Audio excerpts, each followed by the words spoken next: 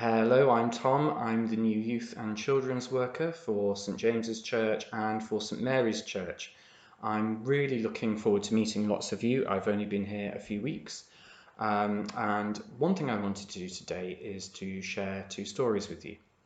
One thing I really love doing is telling children's stories. So here are two for you today.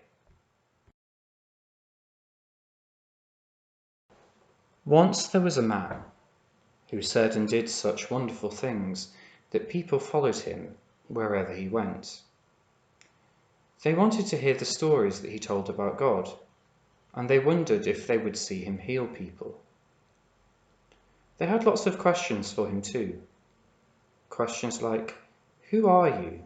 And how do I follow God?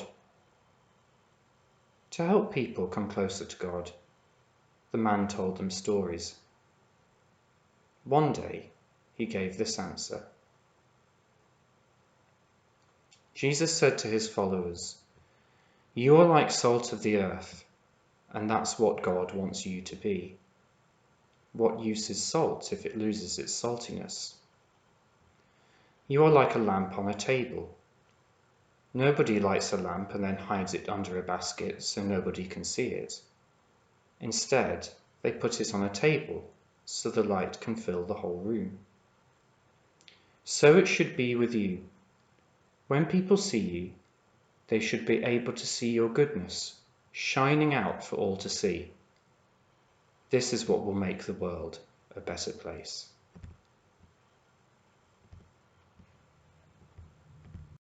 Some of Jesus's parables are a bit tricky to understand, and the parable about salt is one of them. Can salt lose its saltiness? And isn't salt bad for us anyway? But salt had a lot of uses in the ancient world, just like today. In fact, it was so valuable that some cultures used salt as a form of money. Salt was also used to add flavour, to disguise rotten food, and to stop food from going off.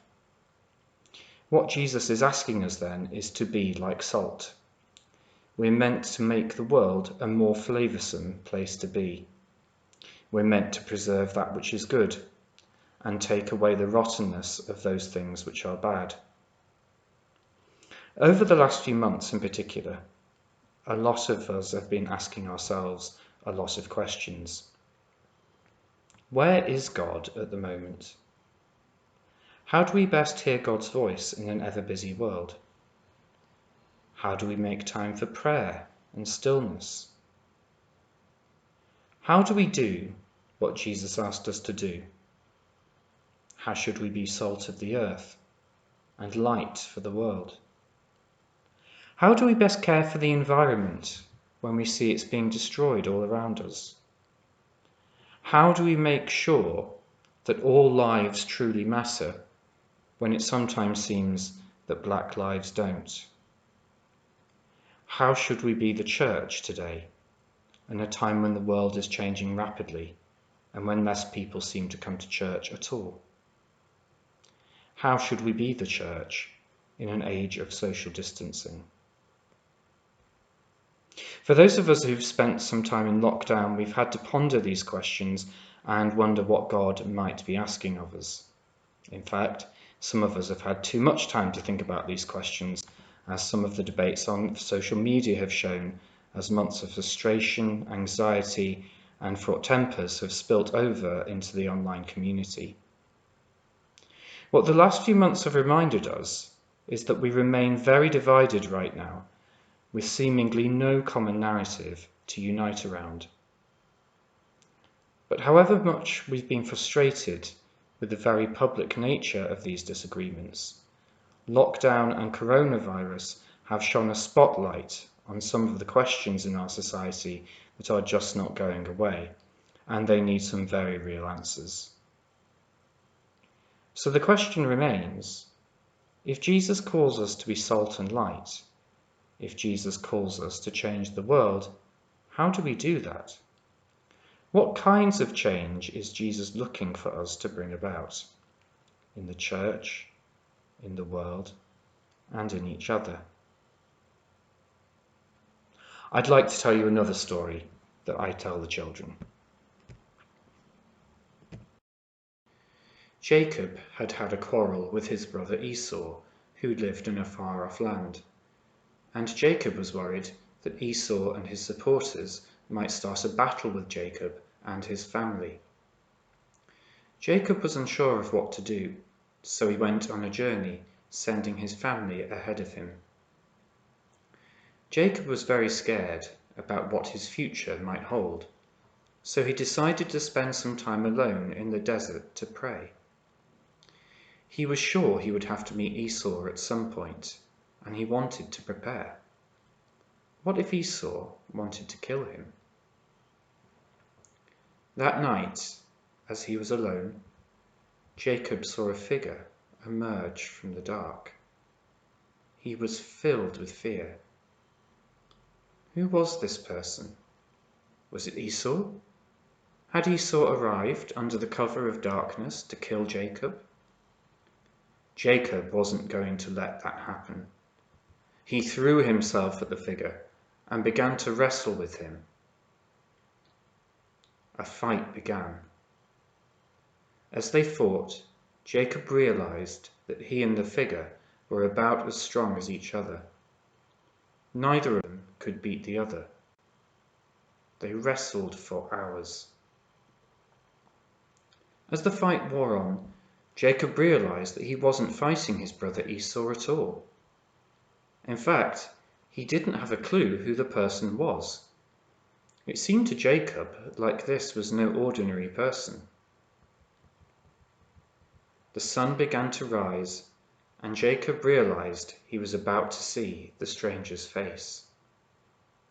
But the stranger begged Jacob to let him go. But Jacob refused and wanted to know the stranger's name.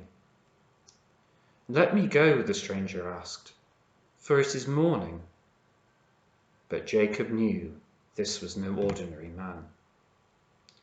"I won't let you go until you bless me," he said. "You are blessed," said the stranger, "for you have wrestled with God." At that, the sun rose in the sky, and Jacob realized that the stranger had disappeared. But Jacob went off to meet Esau, knowing that God's blessing was with him. Over the last few months, many of us have felt a bit like Jacob. After lockdown was announced, we initially felt frightened and wondered what the next few months would hold. And then there was a period where we hoped that, like Jacob, we would find a place of stillness perhaps, and silence during lockdown, to pause life for a short while and rediscover a sense of contentment and inner peace. That was the idea. But instead, for many people, the last few months have been a time of intense soul-searching and wrestling. People's mental health has been affected.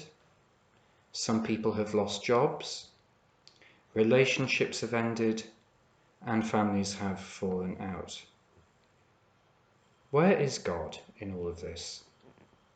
How do we become salt of the earth? An important part of the story I told today is that Jacob encounters God in the wrestling and in the conflict. He'd gone away by himself to find peace in silence, but instead, to his surprise, in the silence he found only conflict, and that conflict ended up being a blessing to him.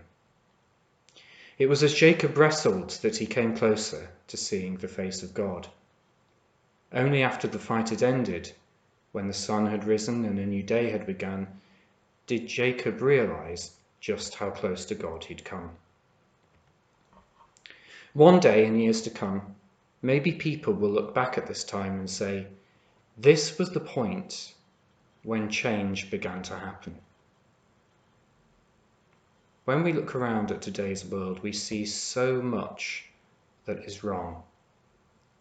We need to fundamentally change the way we relate to the planet, to money, to God, and to each other. Hopefully, the very real questions we ask at the moment show us that we really were not satisfied with the world we had created for ourselves, and we know it's time to create a new chapter. Hopefully, over the next few weeks and months, we'll keep asking ourselves those big questions and ask them of ourselves, of our society, and of our church too. This morning I decided to get up early and to watch the sunrise over London. I wanted to share this prayer with you. Father, I abandon myself into your hands. Do with me what you will. Whatever you may do, I thank you. I am ready for all. I accept all. Let only your will be done in me and in all your children. I wish no more than this, O Lord. Into your hands I commend my soul. I offer it to you with all the love of my heart. For I love you, Lord, and so need to give myself, to surrender myself into your hands, without reserve and with boundless confidence. For you are my Father. Amen. Well, thanks for listening, and I'm looking forward to meeting lots of you soon, especially our young people. I hope you have a nice summer and look forward to seeing you when the schools start in September. Bye for now.